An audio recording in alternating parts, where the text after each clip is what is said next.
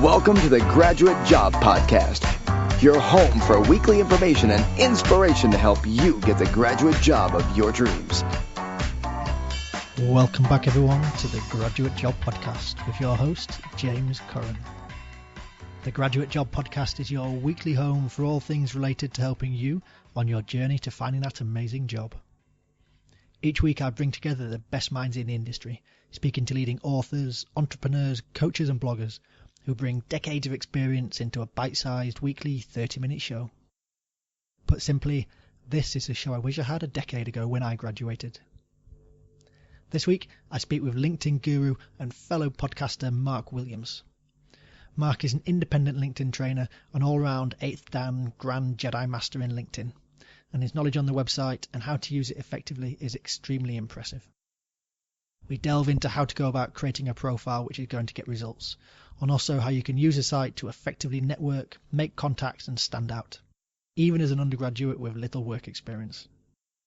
If you've not yet got a profile or want to create a great one, or if you already have one but want to make it even better, then this is the episode for you.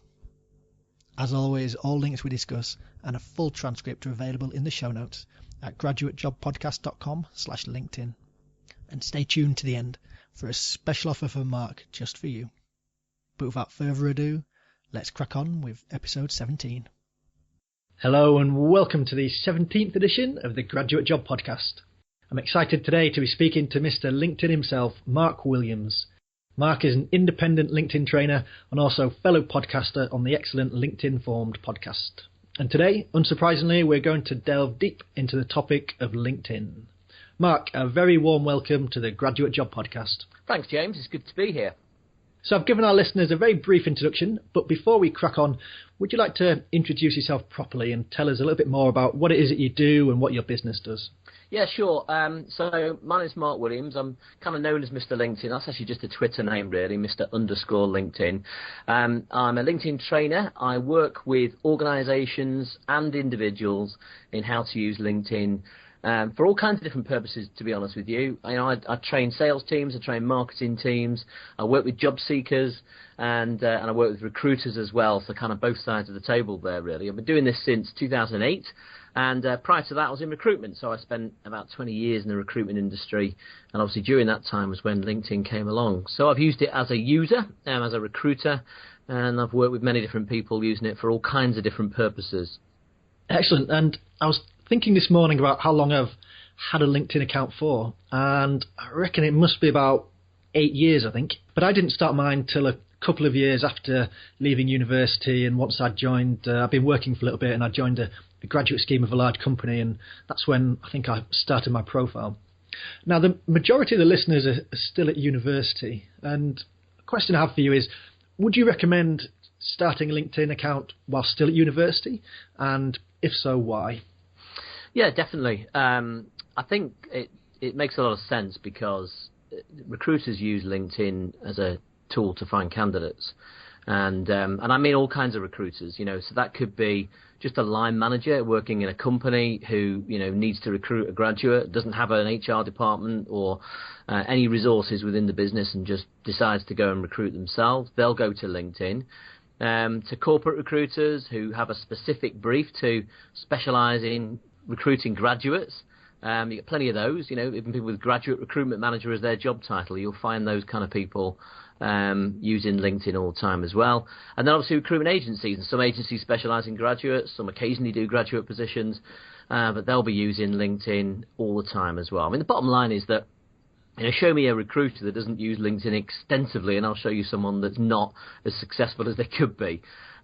All recruiters absolutely love LinkedIn and use it all the time. So when you're in that position where you're starting to think about getting a job, and that may even be just an intern position, but when you're in that situation, you really need to be on LinkedIn. You really need to be building a really strong profile and a really strong presence on the world's largest online networking platform.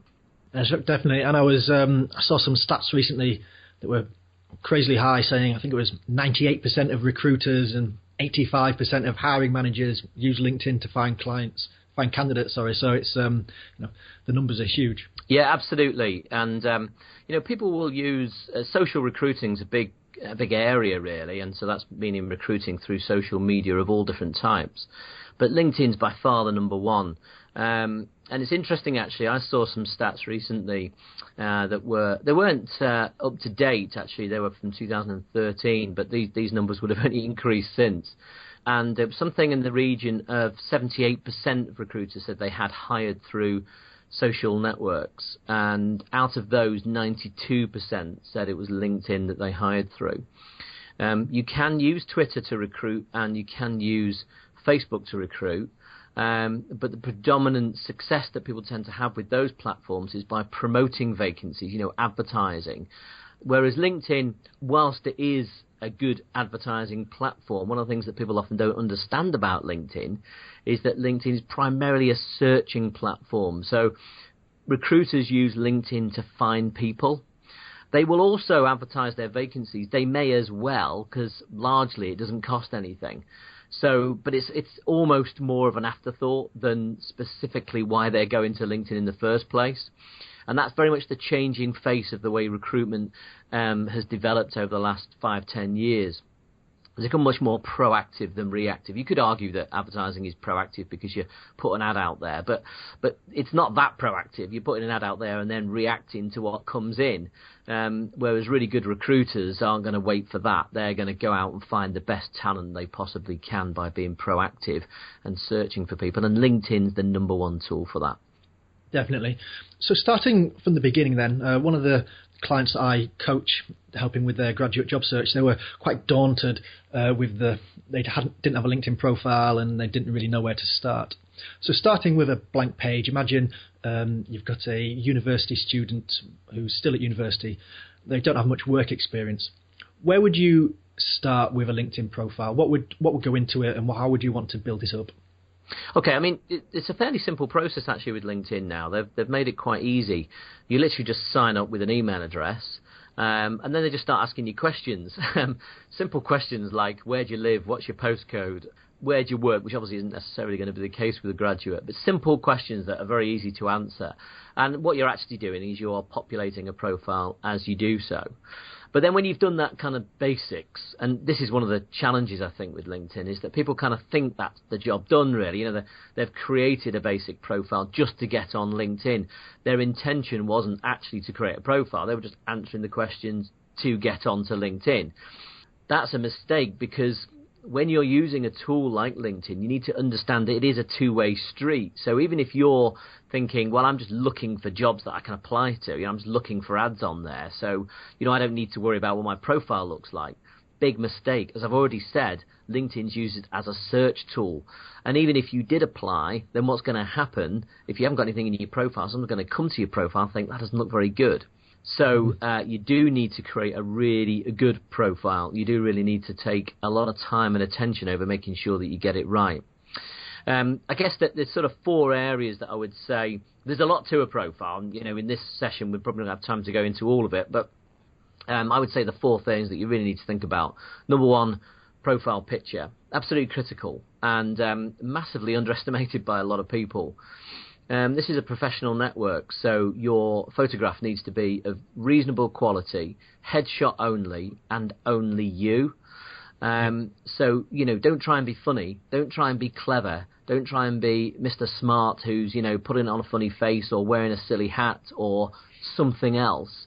Because it's not funny, frankly. This is your career, and people are going to judge you by this first impression. And if you want to be judged as an idiot, then put an idiotic picture in.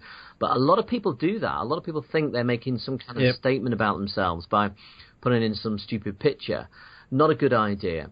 Just keep it simple, a nice, straightforward headshot only, fairly neutral background if you can, obviously up to date, and obviously in focus. But, you could talk a lot more about what a profile picture should be. I did an interview recently with a guy who's an expert in the subject, and there's a lot to it, but, keeping it simple, just professional. What you wear isn't as important, actually, because it should be a cropped headshot. So if there's a little bit of what you're wearing showing, that's okay as long as it's something that you would wear in a professional context. Now, not necessarily interview gear. It doesn't have to be like a suit and tie. Depends. If you were going into banking, for instance, then perhaps you would wear a suit and tie. You'd be suitable for the kind of market that you're looking to get into, I guess. So that's profile picture. The second one, which does need a bit of work for most people, is a headline. So if you look at a LinkedIn profile, underneath your name field is something called a headline. And a headline is really important for two reasons. One, when someone first comes across you in a short list of a search, they see your picture. That's what kind of brings them to your profile, really. That's how they notice you. That's why it's very important. But then they look across, and then they're reading this headline. Your name's a bit irrelevant to them at this stage. They're just reading this little bit underneath your name that tells them, are they in the right area? Is this the kind of person that they're looking for? And most people's headlines, by default, will just be your job title and company name if you're in employment. Whatever you put at the top of your experience section will be in your headline. And that isn't a good enough thing to see. As a recruiter, what you want to see is a clear description of exactly who this person is and what they offer you. So you want to craft a headline properly. Now, the kind of things you want in a headline, three things really. First of all, clear description of who you are. Secondly, to include in that keywords, and I'll come back to that in a second. And thirdly, your name. Now, you don't have to put your name in. You've only got 120 characters, so you are a bit restricted in terms of what you can get into this field. But I would suggest that a name could be a useful thing to do. And the reason for that is this. If you look on LinkedIn, you do a keyword search on LinkedIn, which, let's face it, if someone knows you by name, then that's a different thing altogether. But if they're searching by keywords, so they're looking for a certain type of person, and then, of course, what's going to happen is that they're going to potentially see you outside of their network. Depends how large your network is and how large their network is. But if you don't fall within 3 levels of them, i.e., if you're a connection, that's fine. If you're a connection of one of their connections, i.e. a second tier, that's also fine. They'll see your full profile. If you're a third tier connection, these days, that's also fine as well. But if you're beyond that, then they won't see your name. What will happen is the search company will just say LinkedIn member. Now, a lot of recruiters will know clever ways of getting around that, but you don't want to rely on that. If they can see your name in your headline, you always see a headline, by the way, then all they need to do is search for you by name. And then when they do, they can then see your full profile. So all that hard work you do creating a great profile, the problem with all of that is that having done it, you then nobody sees it, or a lot of people aren't going to see it if you don't make yourself visible by putting your name in your headline. Now, keywords are also very important in this field. What you tend to find is that keywords are important throughout a profile, but that particularly in a headline. It's a very keyword-sensitive field, so words that are in a headline will show great preference in a search for those particular keywords. You're more likely to come higher up in a search if you get those really important keywords. You're not going to fit too many. I usually say if you can get 3 to 5 in, you're doing all right. If you can get 5 to 7 in, then you're doing really well. Obviously, it depends on the words and how many characters there are in those words, given that you've got restricted characters, but try and craft a really good headline. Always do it don't do it on LinkedIn. Do it somewhere else like Word or something like that, so that you can play around with it, get it right, try different words, count your characters, spell check it, all the rest of it. Then when you've got it, and you want to be pretty close to your 120 character max, when you've got it right, and just copy and paste it and put it into the LinkedIn field when in edit mode on your profile. Nice. So just sticking then with the headline, what would an example be then for take myself, so say I was a graduate, so would it be James Curran, business graduate looking for roles in, say, consulting or accounting? Would that be the sort of thing, or would it be more specific or more general than that? What you would want to do is think in terms of who, if you're a recruiter, so imagine the job that you really want, right? Now, this is quite an easy exercise to do, and it's worth doing, is do a search anywhere, not just on LinkedIn, for the kind of jobs you'd be interested in. Then look at the copy of those jobs and pick out the keywords for those jobs that you would be interested in and suitable for, that they are using in those jobs, right?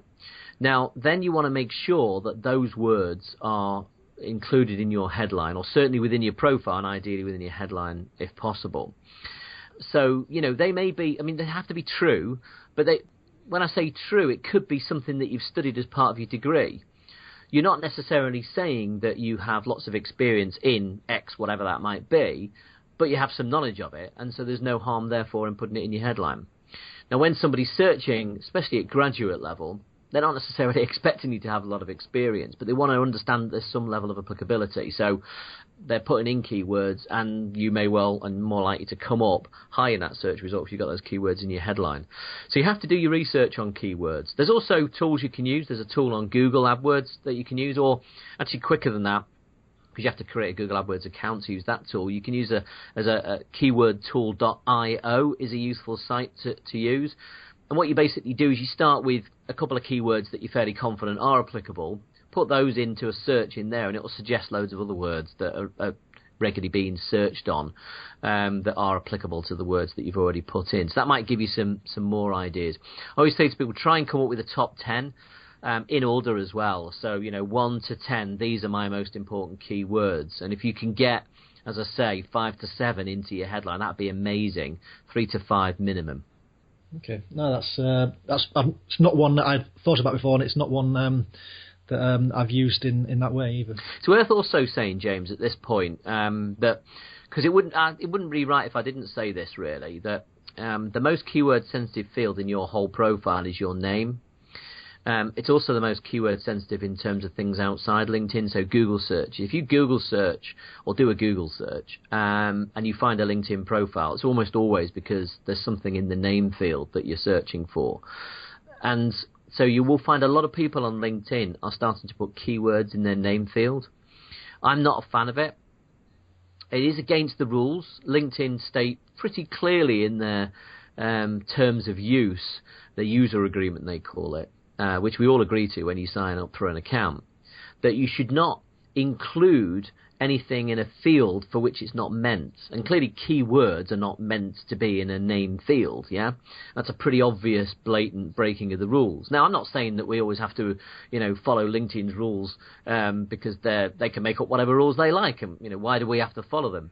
But I think if you're being smart about it, you wouldn't put keywords in your name field, because LinkedIn can be quite crafty about this. They don't ban you or anything like that. They used to do that. They don't suspend your account because you've done something wrong. What they do is they change the algorithm. So they haven't at the moment, but which I'll come back to in a second. But all they need to do is say, right, if we see other words that clearly aren't a name, and I assume there's a way of building that kind of intelligence into their search algorithm, then what we'll do is we'll penalise those people. And we'll put them right at the bottom of a search result. And you won't even know that it's happening. You just suddenly find that you're not getting any calls anymore. So I think it's a dangerous thing to do. But at the moment, and this is why I'm telling people this, is at the moment I have to say that isn't the case. And, if you do a search on, I don't know, whatever you want to do a search, do it on Google, do it on LinkedIn, you'll find the top results of people that have put that keyword in their name field. So at the moment, that technique, I have to say, it does work, but I think it's dangerous going forward. So we covered two there, so picture and headline, and you mentioned there were 4. Yeah. So the next one would be summary. Now, the summary is an interesting field because it's just a free text entry. It's not, specifically asking you for anything, really. It's just saying, give us a summary of who you are. It's a real opportunity for you to say something about yourself.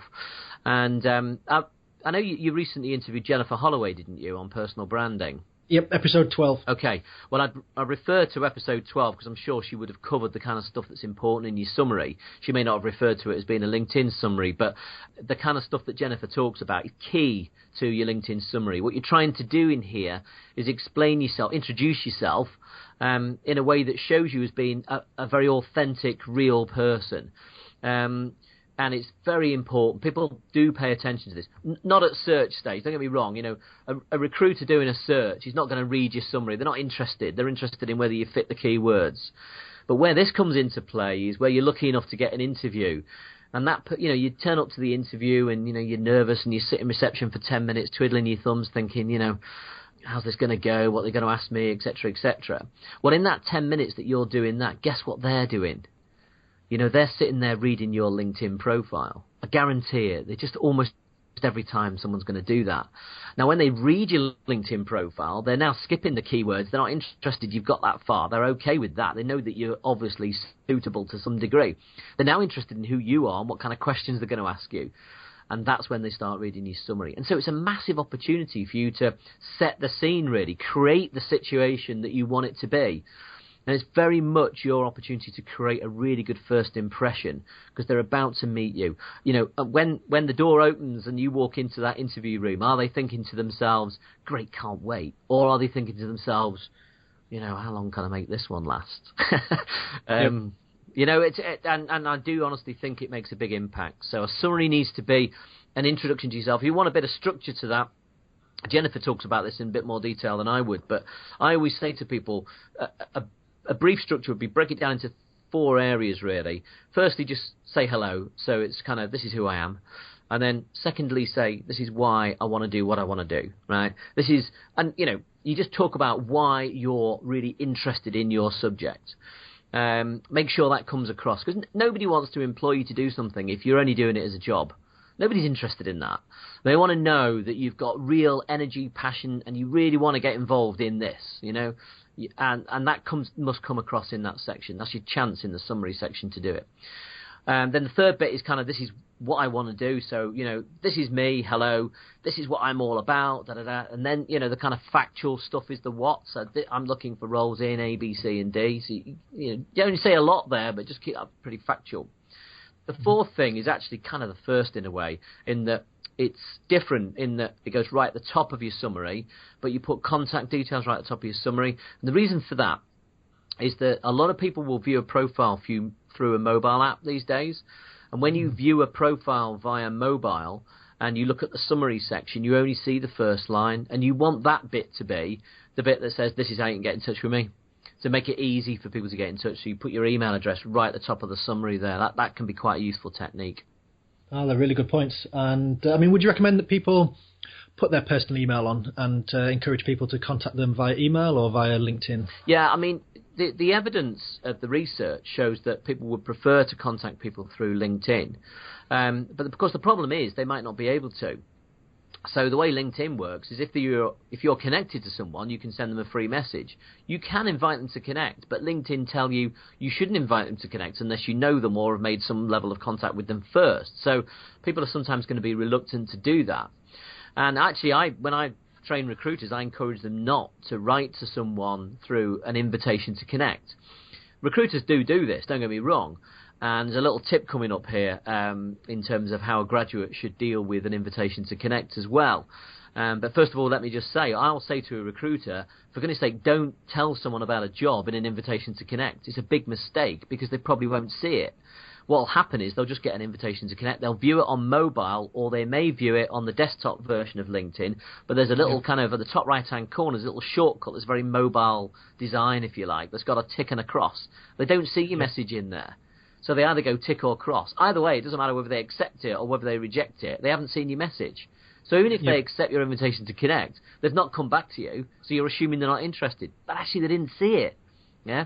Now, obviously, flipping that around from a graduate perspective, never, ever accept an invitation to connect through mobile or through desktop and that little shortcut. It's a disaster.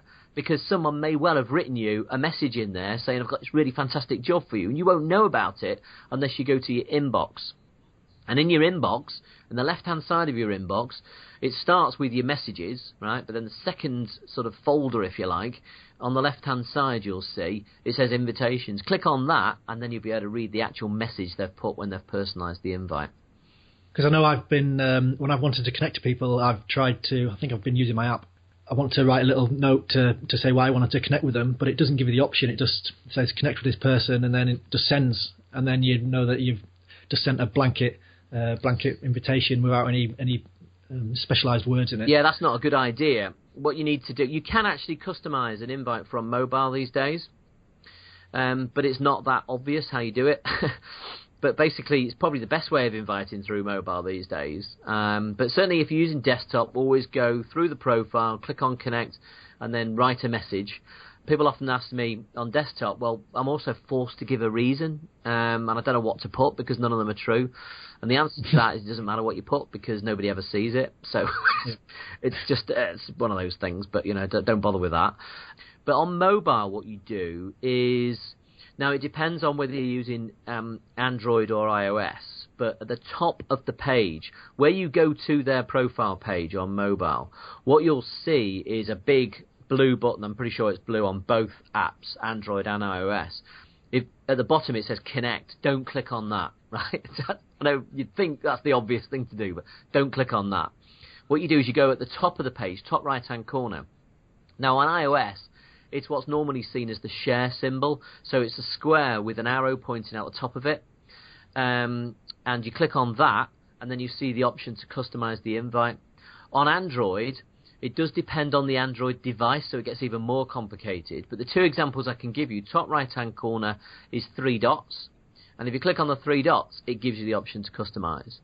But on some Samsung models, as I understand, I don't use Android, but as I understand it, in the bottom left-hand corner, there's like best way to describe it is like a kind of rectangle, but with only 3 sides, upside down, if you like. So that the bit that doesn't have the side is the bottom. It's very hard to describe this. And you click on that, anyway, bottom left-hand corner. And you click on that, and then the option will be to customize.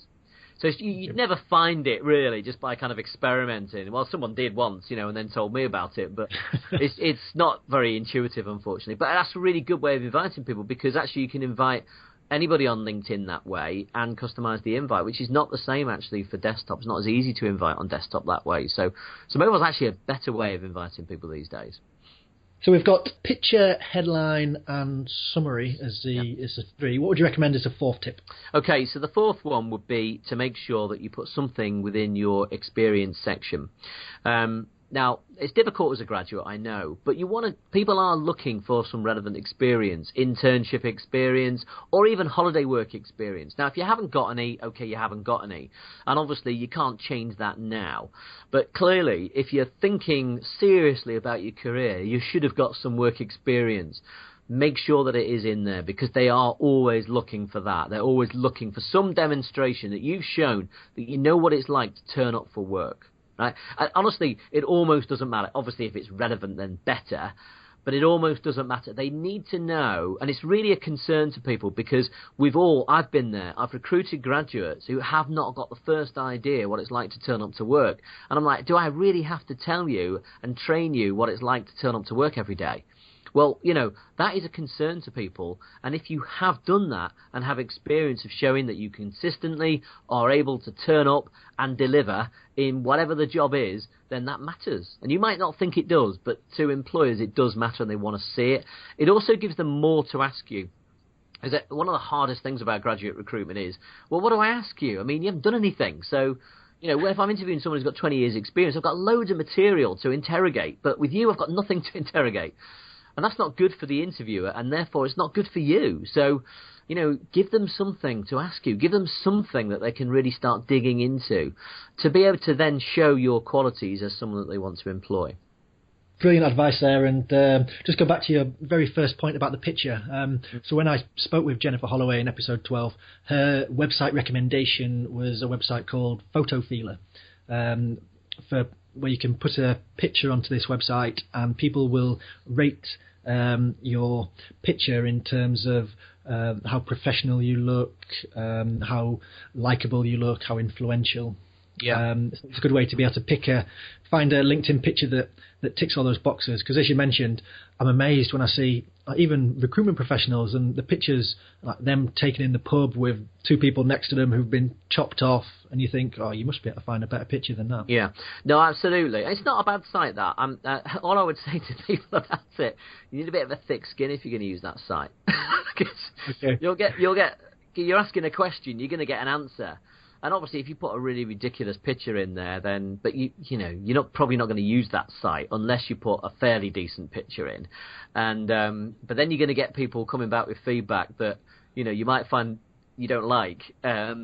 What I would say is that it's not a bad thing to do, and certainly if you've got a thick skin, easy for me to say, then do it. But let's not get too carried away. I always say to people with regards to profile pictures, look, I could talk for an hour about what profile pictures would be, but if I did that, that's going to put you off. You're going to start thinking, gosh, there's a mountain to climb. There's all this stuff I need to know.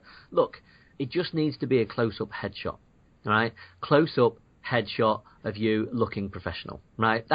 Let's not overcomplicate it, because I find a lot of people don't put a profile picture in because they're so hung up with it being that it had to be so amazing. And it doesn't have to be absolutely amazing. You know, obviously the better, great, you know, but it doesn't have to be. It just needs to be, you know, current, so I can recognise you, close-up headshot, in focus, you know, and that's fine to start. Well, my profile picture for years was taken by my 8-year-old daughter. But it was all right, you know, it was fine.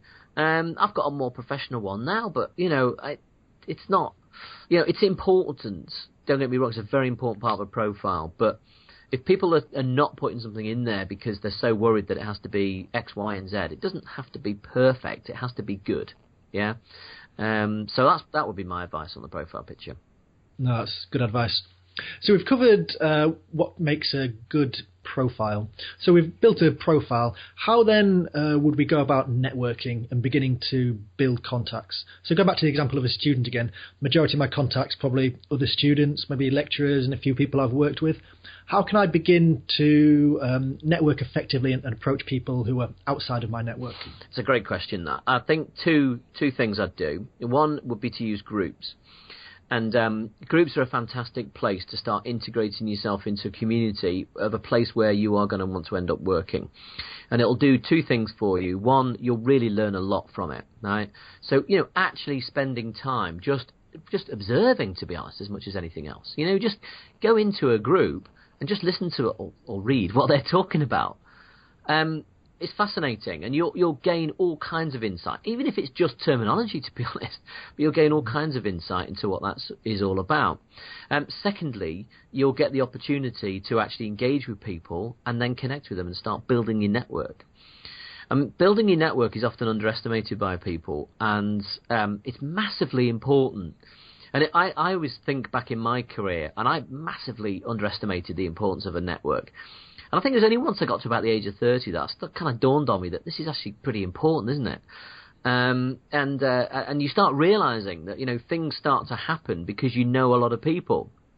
And so you've got to start working at that. You start with the people that you know. You start with friends and family. You start with people that you know at uni. You start with lecturers. Great. Then, you know, you grow from there. And groups is one way of doing it. Another way of doing it is look at the people that you are connected to and look at who they're connected to. And then start potentially asking for introductions to those people. If they're, you know, you're not going to do that for everyone, but you might look at, you know, you might find someone that you're connected to and see that they're connected to people that you think are highly relevant to your career aspirations, your job aspirations. So why not ask them to introduce you, either through LinkedIn or not? But if they know that person, that's a potential opportunity for you. And start getting used to the idea that the way business works, always has done, always will do, is people know people, and people will introduce people to people. And you need to start doing that. You need to start working that system. And LinkedIn's a great place for that, because connections, who people know, is now visible to you. It never used to be. You know, it used to be, when I first started out in work, I used to say to people in a sales role, I used to say to people, who else would be, you know, useful for me to contact? Who do you know that you think would benefit from our services? And it's not a bad question. But the reality is I was asking them to think on my behalf. Why should they think of someone for me? But there's no other way of getting that information without it coming from them. Whereas LinkedIn, one of the best things about LinkedIn is it just tells you. It's telling you that this person is connected to this person. Chances are they probably know them. They might not, so you need to check that. But they might know them. And if they do, then just ask them to introduce you. Easy, really, when you think about it.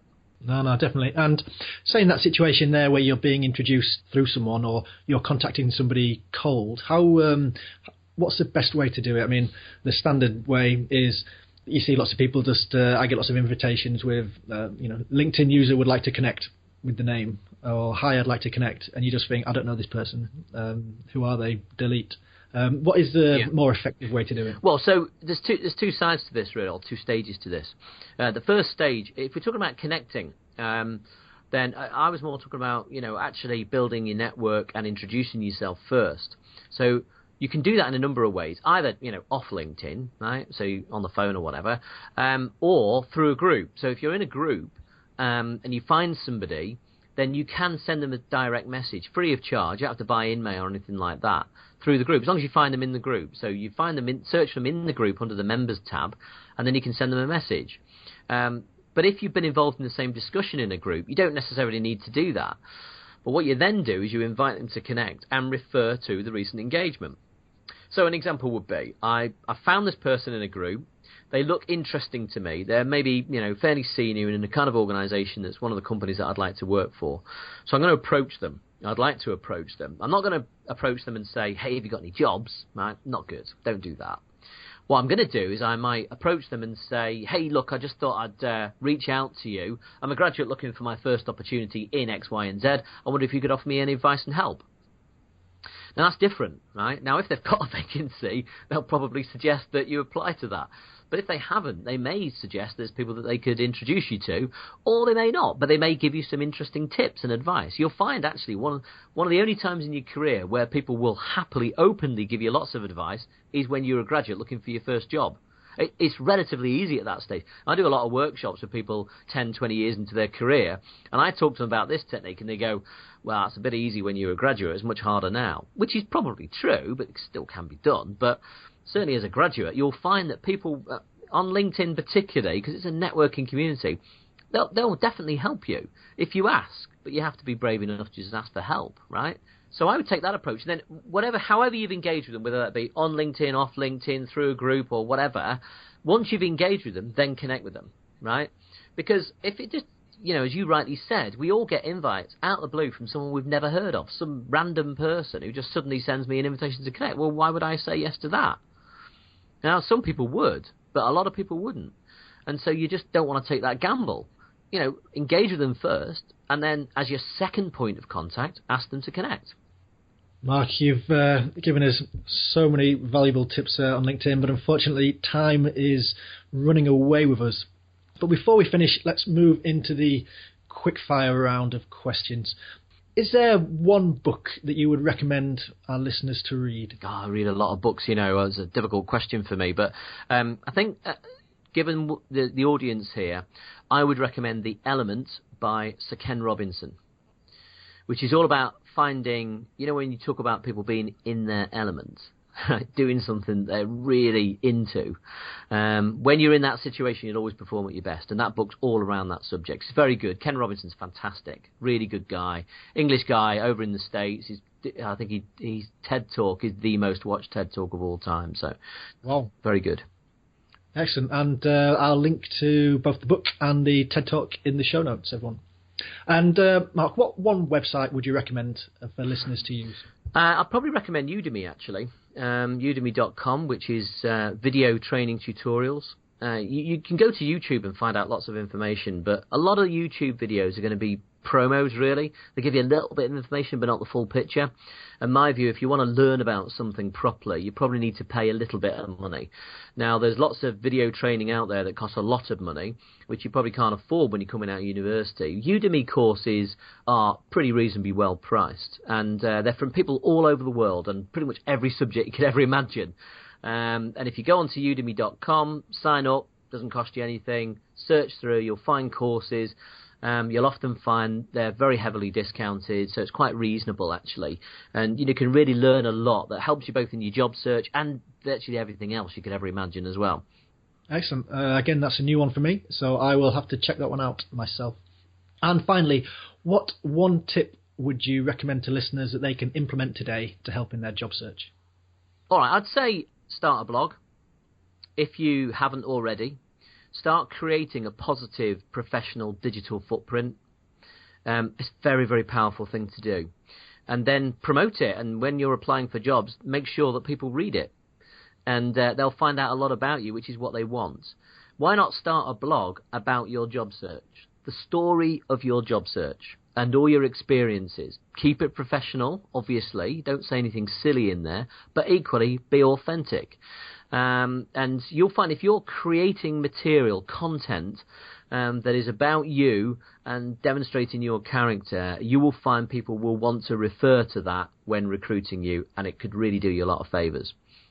Excellent. That is brilliant advice. I'd definitely echo that from Mark. And if you do create a blog, then do get in touch with the show. Let us know, and we'll publicise it. So it'd be good to see examples of it in progress. Finally, Mark, what is the best way for people to find out more about you, your podcast, and the work that you do? Okay, so the podcast is called LinkedIn Formed, which obviously you can find on iTunes. That's one word, LinkedIn Formed. My website is linkedinformed.com. And again, you'll find information both in terms of all the different shows, but also other information about me, and all links to other things like YouTube channel and Vimeo channel and all the other kind of social things. But of course, the easiest way to find me is on LinkedIn. If you search for Mark Williams, there's lots of Mark Williams. There's 3,500 of us out there, but on LinkedIn anyway. But if you put Mr. LinkedIn and Mark Williams, you'll probably find me. Or the URL is uk.linkedin.com/in/Mr. LinkedIn. But I'm sure you can put a link to that in the show notes to make that easy as well. Definitely, certainly will do.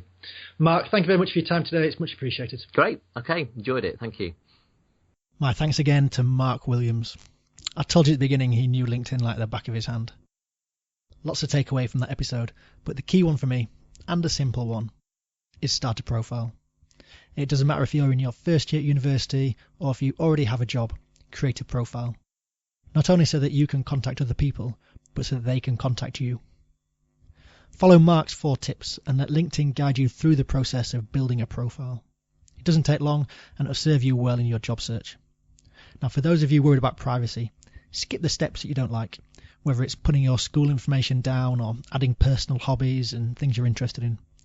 Or you can do what I do and open and restrict the privacy settings of who can see my profile, depending on if I'm actively looking for work or not. The second key point that resonated for me was Mark's comment on work experience. Employers want to know that you know what it's like to turn up at work and deliver. Clients I work with can be scared to put down some work experience, as they think that if it's not an internship at a hedge fund or working at the World Bank, it's not relevant. Now, it doesn't matter if you were sweeping the streets, all work experience is valuable, and it's just a question of looking at it and seeing what valuable aspects you can draw out from it. You don't have to keep it on there forever, but especially at the beginning, some work experience trumps no work experience. And finally, I loved Mark's advice about using LinkedIn groups. As he mentioned, you'll be able to learn the language of the industry, a very powerful skill in itself. Every industry has acronyms, phrases, and special language, and if you can learn and use it, you will immediately sound like you belong. Groups are also a great way for you to contact people that otherwise you wouldn't be able to message on LinkedIn. Put some thought into your comments and questions on the group. Add value. Give your perspective and opinion. Don't be scared. Get involved. Your thoughts and ideas are as valuable as anyone else's. And then once you've built up a presence, ask people for help. As Mark said, people will help if asked. You just have to be brave enough to ask for help. Right, that's the end of my 3 points, but we have a special extra treat this week. Mark has created a special offer for all you lucky listeners. He mentioned Udemy as his top internet resource, and Mark has created a special discount code so that listeners can get 50% off his LinkedIn for Job Seekers course. It's a great course with 50 videos and over 6 hours that delve into some of the topics we've discussed today, and also many, many more. Now, it comes with a 30-day money-back guarantee, so you've nothing to lose. Check out the link in the show notes at graduatejobpodcast.com/LinkedIn, and also have a look there for a full transcript of today's show. Do get in touch with us on Twitter at GradJobPodcast, and if you've appreciated Mark's advice, let him know at Mr_LinkedIn. If you've enjoyed the show, please leave a review on iTunes or Stitcher Radio. As I say every week, it's the best way other than sharing us with your friends to show appreciation for the podcast, and it helps massively in the rankings on iTunes.